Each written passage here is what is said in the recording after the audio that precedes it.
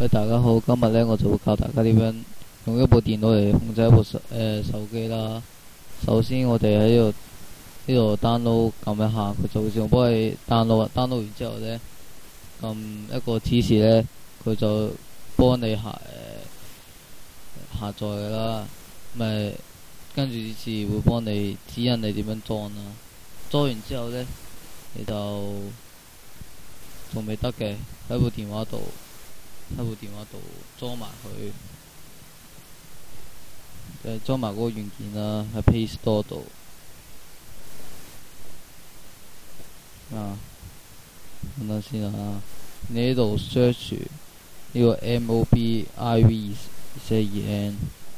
好之後呢，你就會見到呢個第一 BETA， 好撳入去。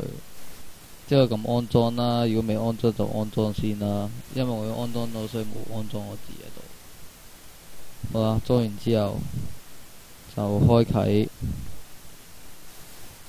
完之後呢，你應該有啲嘢嘅，但係呢，我呢個已經註冊咗啦。如果呢，我仲要註冊呢，咁就好麻煩，就會錄唔到片噶啦。所以呢，我就會一陣間出另外一條片，就以手機嚟開嗰陣時咧，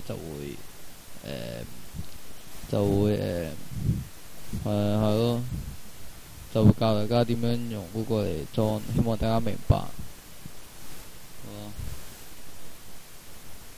好，今日嘅用電腦呢個模式就教到咁，一陣間我會出手機模式嘅咁。